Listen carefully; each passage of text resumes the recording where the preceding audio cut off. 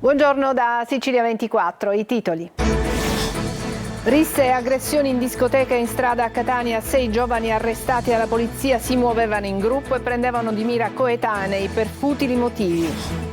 È arrivato il grande caldo, a Palermo i turisti cercano refrigerio con limonate e spremute d'arancia, giornata a bollino rosso nel capoluogo siciliano, nell'entroterra si sfiorano anche i 49 gradi, alto il rischio incendi. Messina pronta a una riduzione della distribuzione dell'acqua per fronteggiare la crisi idrica, una situazione simile in tanti comuni della Sicilia. Degrado al cimitero di Catania, ladri in azione fanno razzia di fioriere, grate metalliche e cavi di rame. Inquinamento al porticciolo di Ognina a Catania, uno sversamento di nafta lo ha colorato di verde. Il mare della Sicilia non supera gli esami, lo boccia nel Sistema Nazionale per la Protezione Ambientale e Legambiente che lo esclude dal riconoscimento delle 5 vele. Nella giornata per la lotta contro i tumori del sangue a Sicilia 24 la testimonianza di una donna guarita dalla leucemia grazie alla ricerca e alle cure, da malata a volontaria dell'AIL. Calcio, il 1 luglio l'avvio ufficiale al mercato, ma le società siciliane professionistiche sono già attive da tempo.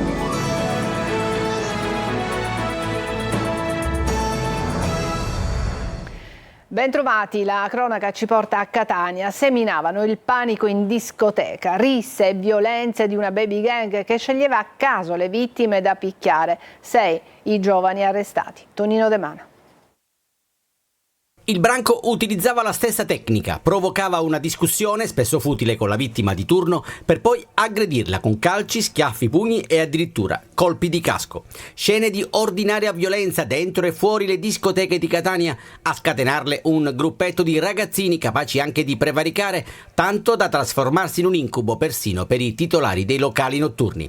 6 i giovani finiti ai domiciliari, destinatari anche di un'ulteriore misura, ovvero il Daspo Willy, che prevede il divieto di accesso alle discoteche e ai locali della provincia di Catania, in questo caso per la baby gang la durata è di 3 anni. Indagini della squadra mobile coordinate dalla procura hanno permesso di ricostruire la dinamica dei pestaggi effettuati l'11 febbraio e il 2 marzo scorsi ai danni di vittime prese di mira senza un'apparente ragione, come quella subita da uno studente universitario fuori sede finito in ospedale con 7 giorni di prognosi in seguito ad una vigliacca aggressione rilanciata anche sui social ed in particolare su TikTok. Queste gang, questi aggregati, queste aggregazioni di giovani, non trovando realmente delle ragioni valide per che ne so, scatenarsi, in alcuni casi addirittura con l'uso di caschi o comunque sostanzialmente provocando lesioni anche alle vittime, si sono appunto abbandonati trovando delle scuse, dei banali addentellati futili per poter scatenare la loro come dire, violenza del branco. Il PM è riuscito ad ottenere dal GIP 7 misure cautelari. La posizione di un altro ragazzino è invece nelle mani del Tribunale per i minorenni. E quelle che adesso vi proponiamo sono le immagini di una sparatoria avvenuta a Scicli, nel Ragusano, non lontano da un istituto scolastico. Una spedizione punitiva fra giovani, potrebbe trattarsi anche di un regolamento di conti. Alcuni litigano e qualcuno è dentro un'auto, si prendono a botte, la persona alla guida della macchina sgomma e fugge via. Alcuni restano appesi alle portiere. Altri sono dentro l'abitacolo, sullo sfondo si sentono dei colpi di pistola. Oggi è la giornata più calda di questo primo assaggio d'estate, in alcune zone dell'entroterra anche 49 i gradi che si sfioreranno. I turisti per fronteggiare le altissime temperature a Palermo cercano refrigerio con limonate e spremute d'arancia. Marco Gullà. 49 gradi nell'entroterra siciliano è l'immagine copertina del grande caldo che sta investendo la nostra isola. Qui invece siamo a Palermo, per le vie del centro molti turisti provano a fronteggiare le altissime temperature bevendo acqua, limonate o spremute d'arancia. Limonata? Sì. Oggi è la giornata più calda con temperature che andranno oltre i 44 gradi. La protezione civile ha diramato le consuete allerte anche per rischio incendi, un caldo che va ad acuire anche la crisi idrica che sta colpendo la nostra regione. Fa veramente caldo oggi. E allora, come si può fronteggiare questo caldo? Occhiali da sole, cappello e ombra. È una spremuta d'arancia che vediamo, la prenda pure. Grazie. Grazie. Chiedono appunto limonata e soprattutto spremute d'arancia, ideali per fronteggiare questo caldo. I setanti si fermano, li prendono. Diciamo che è necessaria, poi oltretutto è anche buona, quindi... Un condizionatore portatile è l'unico modo per abbattere il caldo, per fronteggiarlo. E forse non è l'unico, ma è uno dei più efficaci. L'altro metodo quale sarebbe? Quello di stare dentro l'acqua, dentro la vasca da bagno con l'acqua fredda. Cosa si può fare? E allora buon fresco. Grazie. Messina è pronta a una riduzione della distribuzione dell'acqua per fronteggiare la crisi idrica, una situazione simile in tanti comuni della Sicilia e non sono poche le polemiche. Francesco Triolo. In un momento di emergenza le cabine di regia emergenziali servono ad accelerare i processi. Noi ci siamo resi disponibili addirittura nell'ultimo confronto a effettuare lavori con risorse nostre proprio per accelerare un procedimento che si sta magari rallentando per motivi autoritativi e burocratici. Il sindaco di Messina Federico Basile punta il dito contro la regione. La crisi idrica è realtà in tutta la Sicilia. In riva allo stretto si sta cercando di anticipare i tempi per evitare disagi ancora più gravi per i cittadini. AMAM ha annunciato che rivedrà gli orari della distribuzione. Sul sito dell'azienda è pubblicata la tabella con inizio e fine dell'erogazione rione per rione, una riduzione media di un paio d'ore. No, Messina ha avuto comunque un calo che è dato ovviamente da questo momento critico che vede tutta la regione ovviamente coinvolta, quindi Messina ha avuto un calo dalle falde, dalle sorgenti, dai pozzi. E questa è la principale novità della conferenza stampa che si è tenuta questa mattina a Palazzo Zanche, nella quale è stato confermato come la disponibilità dell'acquedotto Fiumefreddo si sia ridotta almeno del 60% negli ultimi 2 anni. Così sta scattando un piano di emergenza per cercare di ridurre i disagi. E sull'utilizzo dei pozzi è polemica. Il Codacons Sicilia chiede maggiore attenzione in un momento di grave crisi idrica affinché l'acqua potabile non finisca nelle piscine, mentre scontro tra l'Associazione Nazionale dei Consorzi di Bacino e il segretario generale dell'Autorità di Bacino sull'ipotesi di utilizzo di pozzi in Sicilia contaminati da nitrati per evitare che la stagione turistica abbia pesanti ricadute. Incuria, inciviltà e vandali al cimitero di Catania, dove ladri fanno razzia di tutto. Tonino De Mana. Signor Sindaco, poi ci sono i barboni e noi abbiamo paura. Io specialmente che vengo da sola con l'autobus, senza macchina, l'altro giorno mi sono nascosta, se non era per una signora che mi aiutava. È il grido d'aiuto di chi si reca al cimitero di Catania per far visita ai propri cari. Quest'esile signora si avvicina alla nostra telecamera, quasi cerca un conforto per raccontare la sua esperienza, con la speranza che la sua voce possa contribuire ad alzare il livello di sicurezza e di attenzione all'interno del Camposanto.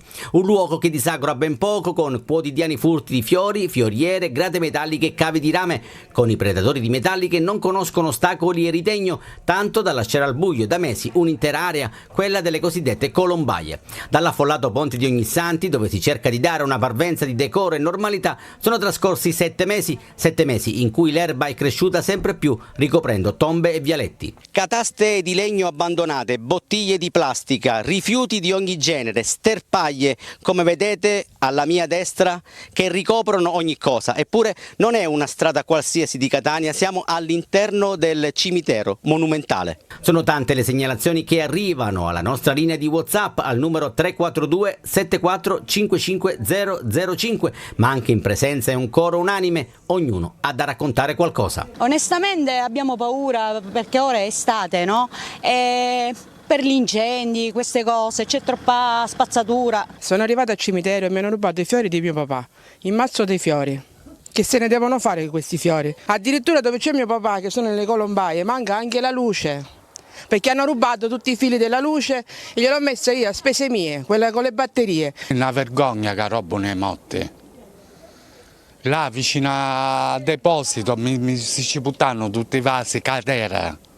Si ruba e scompare di tutto, persino la dignità da queste parti è scomparsa da un pezzo. È il consueto appuntamento con il sindaco, come sapete ogni venerdì alle 14:30 il sindaco di Catania, Enrico Trantino, risponde alle vostre domande, alle vostre sollecitazioni. Oggi non andrà in onda proprio perché il primo cittadino di Catania è impegnato in una riunione urgente in prefettura proprio su questi e anche altri temi. Restiamo a Catania, mare inquinato da sversamenti che colorano le acque di verde nel porticciolo di Ognina. Abbiamo raccolto le denunce dei nostri telespettatori e anche di un armatore. Roberta Lunghi.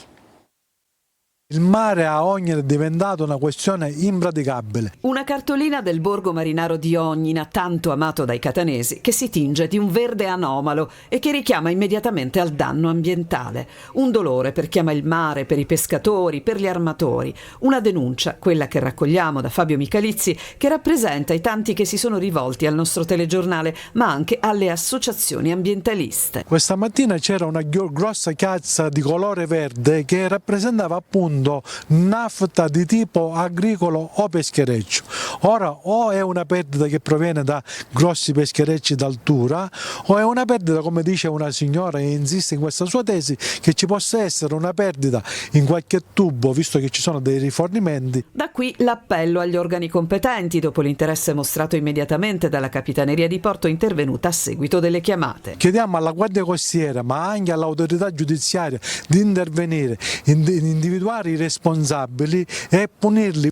Alle brutte cartoline però si somma anche quella di un cartello che indicava un divieto di balneazione, laddove sta per completarsi il lavoro per la piattaforma davanti all'Istituto Nautico. Il divieto di balneazione è stato fatto sparire in maniera artificiosa e abbiamo anche documentato con foto, prove fotografiche e video il fatto che questo divieto di balneazione è stato ripescato da alcune persone perché proprio galleggiava nelle acque del porto di Ognina.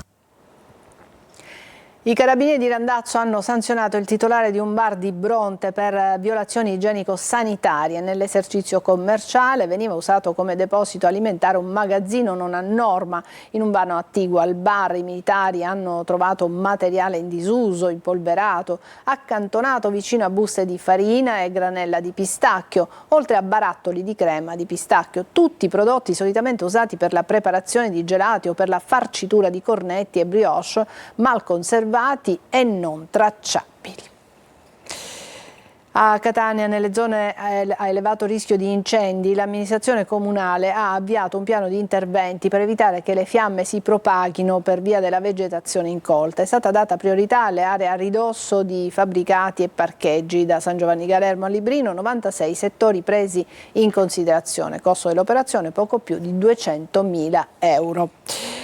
E adesso andiamo invece a Palermo. Vandali in azione nella scuola Giuseppe Di Vittorio allo Sperone. Qualcuno la scorsa notte ha mandato in frantumi una finestra del plesso scolastico ed è entrato rovistando nelle aule e mettendo alcune classi a soqquadro. Indagano i carabinieri. Marco Gullà. Il vetro che va in frantumi, le aule messe a soqquadro, la scuola è finita, ma al Di Vittorio di Palermo, nel quartiere Sperone, si sono vissuti momenti di apprensione. Qualcuno la scorsa notte ha mandato in frantumi una finestra del plesso scolastico ed è entrato rovistando nelle aule. Non è ovviamente la prima volta che una scuola, lo Sperone a Brancaccio, viene vandalizzata. Spesso è stata presa di mira anche la Pertini. I dirigenti del Di Vittorio però tengono a sottolineare che questo episodio va condannato, ma non li preoccupa. Andiamo avanti, dicono, è un gesto isolato. Non sappiamo cosa possa essere stato, a determinare questo evento. Non credo possa essere considerato un atto vandalico perché non so, ma probabilmente non sono queste le modalità. Ovviamente io non sono del mestiere, non conosco lo svolgersi delle cose, però possiamo dire che è stato compiuto questo foro all'interno di una delle finestre della dirigenza e che poi è rimasto così. Siamo nel cuore dello Sperone, qui si lavora ogni giorno per abbattere il muro della dispersione scolastica. Da un tasso di dispersione del 14%, noi siamo scesi quest'anno e con orgoglio lo possiamo dire a meno dell'1%. Avanti tutta quindi, nonostante atti vandalici e tentativi di furti. Il mare della Sicilia non supera gli esami, a bocciarlo è stato il Sistema Nazionale per la Protezione Ambientale. Nella graduatoria sulla qualità della balneazione l'isola è fanalino di coda e per la prima volta è stata esclusa dalla classifica delle 5 vele di Lega Ambiente. Francesco Aloi. Le meraviglie di Vendicari, Menfi e Taormina non bastano. Il mare siciliano è stato bocciato. A dirlo è il Sistema Nazionale per la Protezione dell'Ambiente. Una notizia certamente non bella per l'isola che fa del mare uno dei suoi punti di forza. Le cause dipendono fondamentalmente da un cattivo sistema di depurazione che ancora oggi non serve a gran parte delle nostre aree urbane. L'84% dei campioni prelevati è stato definito eccellente. Un dato che può sembrare alto, ma che se confrontato con quello nazionale diventa basso, dove la percentuale arriva al 95%. E così la qualità della balneazione nell'isola dove è sempre estate crolla all'ultimo posto in Italia. Bisogna preservare questa bellezza tutta nostra, della nostra regione, con spiagge bellissime. Nella costa palermitana più di 20 i siti che hanno una bassa qualità di balneazione, divieti anche nel catanese come a Capomulini in un tratto di Aci Trezza e nell'Agrigentino. Insomma, le 14 bandiere blu sparse per la Sicilia sembra non bastino. Purtroppo quest'anno nessuna delle 40 località turistiche siciliane monitorate dalla nostra guida blu gode di questo riconoscimento delle 5 vele. C'è stato un arretramento di alcune località che l'anno scorso ne avevano 5. Ma classifiche a parte, il mare della Sicilia è sempre più bello. Parola dei turisti e di chi ci vive. E adesso una notizia che riguarda i rifiuti. L'impianto Sicula Trasporti di Lentini, l'unico per la gestione dei rifiuti per circa 200 comuni della Sicilia orientale, compresa Catania, chiude improvvisamente senza preavviso fino a data da destinarsi, e questa si prospetta possa essere una nuova emergenza in questa estate rovente. Si vedrà adesso nelle prossime ore perché questo sito chiude i battenti così improvvisamente, quali sono le motivazioni e cosa sta avvenendo. Sono sbarcati a Pozzallo i 45 migranti che erano stati soccorsi dall'ONG Mare Go a 90 miglia dalle coste del Ragusano. Tutti, secondo il sindaco, a Matuna sono in discrete condizioni sanitarie, con l'eccezione dei consueti contagi di scabbia. E adesso una breve pausa e poi ci vediamo fra pochissimo.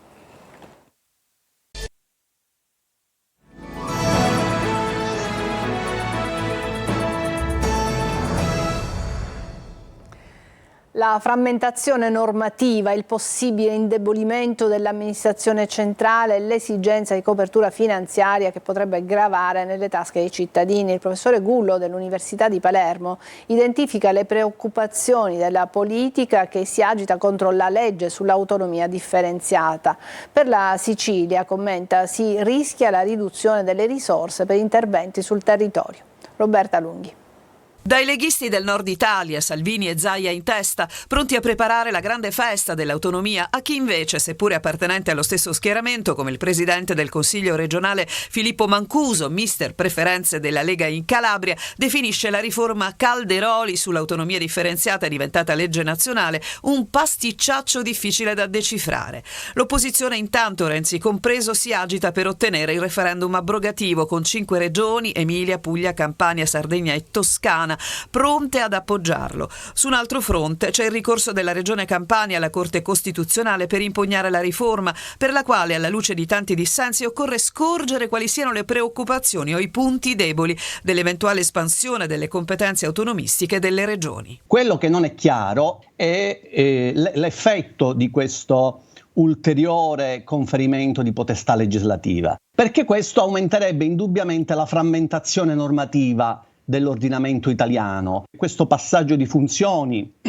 sia legislative che amministrative, potrebbe comportare anche un indebolimento del ruolo dell'amministrazione centrale. L'importante esigenza di copertura finanziaria per garantire i livelli di autonomia potrebbe però essere il tallone di Achille capace di ripercuotersi nelle tasche dei cittadini. E la strada percorribile è duplice: o sarà necessario ridimensionare ulteriormente la spesa pubblica, oppure sarà necessario aumentare il livello di pressione fiscale. La Sicilia, regione a statuto speciale, con i favori del suo governatore sul tema e con il ministro Nello Musumeci che invita a non versare lacrime, quale ripercussione potrebbe avere? Si può porre un problema più generale di riduzione anche delle risorse pubbliche per intervenire soprattutto nel contesto territoriale in cui sono più forti le situazioni di marginalità economico-sociale.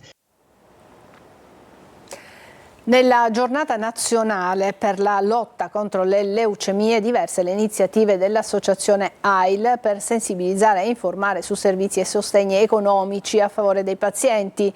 A Sicilia 24 la testimonianza di una donna guarita grazie alla ricerca e anche alle cure dell'ospedale di Palermo. Davide Sardo.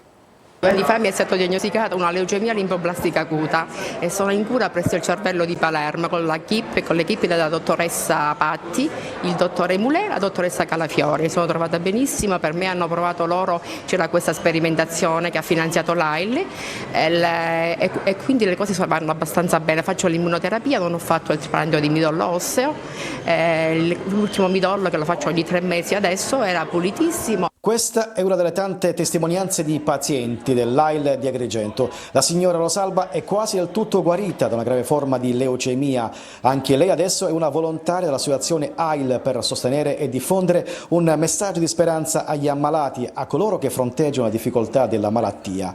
Insieme con altre volontarie sono state all'opera all'ingresso dell'ospedale San Giovanni di Dio di Agrigento in occasione della giornata nazionale per la lotta contro le leucemie, i linfomi e il mieloma, al fine di sensibilizzare e informare su servizi e sostegni economici gratuiti erogati a favore dei pazienti. Tutte noi siamo sicuramente spinte oggi ancora di più dall'importanza che secondo noi riveste la ricerca scientifica ed è uno dei principali obiettivi ovviamente dell'AIL nazionale, che oggi oltretutto per noi è un giorno di festa perché oltre a ricorrere la giornata nazionale oggi l'AIL compie anche 55 anni di attività. In serata alle ore 21 si svolgerà la caratteristica accensione del Tempio di Giunone nella Valle dei Templi. E c'è invece un'altra iniziativa che riguarda però la lotta alla sclerosi laterale amiotrofica, cioè la SLA. È stato presentato il Memorial Bonina, torneo calcistico che unisce lo sport alla ricerca. Il quadrangolare si terrà il prossimo 30 giugno a Maletto, nel Catanese. Marco Carli. Il calcio e la ricerca scientifica, un connubio importante che si rinnova. Presentato il primo Memorial Stefano Bonina, un gol per la ricerca sulla SLA. Il quadrangolare di calcio a cui prenderanno parte grandi nomi dello sport e non solo, che si svolgerà il prossimo 30 giugno allo Stadio Comunale di Maletto, quando verrà svelata la targa di intitolazione dell'impianto proprio alla memoria di Stefano Bonina, a 10 anni dalla scomparsa avvenuta a causa della SLA. In onore di mio padre, ex presidente della scuola di calcio del Maletto, l'obiettivo di questo evento fondamentalmente era quello di sensibilizzare imprese e istituzioni. Infatti abbiamo raccolto più di 50 aziende che hanno donato a Teleton, ad Arisla, la Fondazione Associazione di Ricerca sulla SLA, AISLA, e ho coinvolto tutte le fondazioni affinché ho cercato di sensibilizzare tutti gli imprenditori a fare delle donazioni. Alla presentazione, oltre al presidente dell'Ars Galvagno, esponenti del mondo della ricerca e dello sport, tutti hanno firmato il pallone della ricerca scientifica. Appuntamento dunque al 30 giugno. Quindi vi aspetto domenica 30 giugno al quadrangolare della ricerca allo Stadio Comunale di Maletto per mettere anche tu la firma per la ricerca scientifica. Adesso una breve pausa, a tra poco.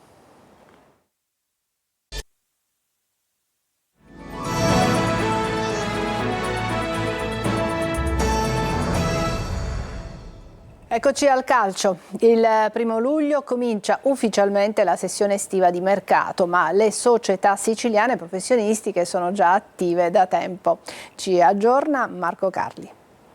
10 giorni al via ufficiale del mercato, ma le società hanno già cominciato a lavorare. Il Palermo vuole puntellare la difesa con Ferrari, offerto un biennale con opzione per il giocatore che Dionisi ha allenato al Sassuolo e che potrebbe essere il primo acquisto dei rosanero.